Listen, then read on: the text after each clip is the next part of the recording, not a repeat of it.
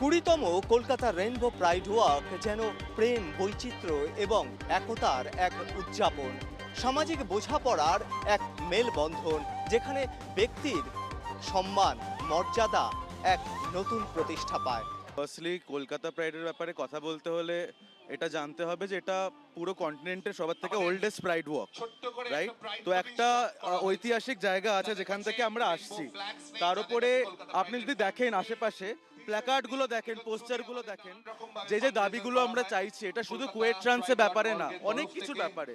কারণ 2023-এ দাঁড়িয়ে, 2024-এ দাঁড়িয়ে আমরা যখন ইকুইটির কথা বলছি, আমরা জাস্টিসের কথা বলছি, শুধু কুয়েট ট্রান্স এরকম না যে কুয়েট ট্রান্স আইডেন্টিটির লোকজনদের অন্য আইডেন্টিটিও নেই।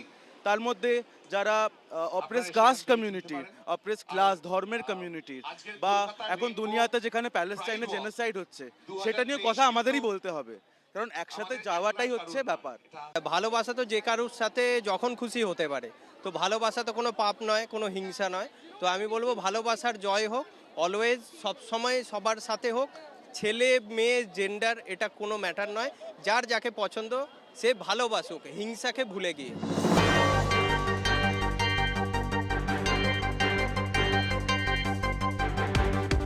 হিংসাকে ভুলে ভালোবাসার পথে এগিয়ে চলা, সেখানে কোথাও স্থান, কাল, পাত্র বাধা হয়ে দাঁড়াতে পারে না, যদি নিজেদের সেই আত্মবিশ্বাস থাকে।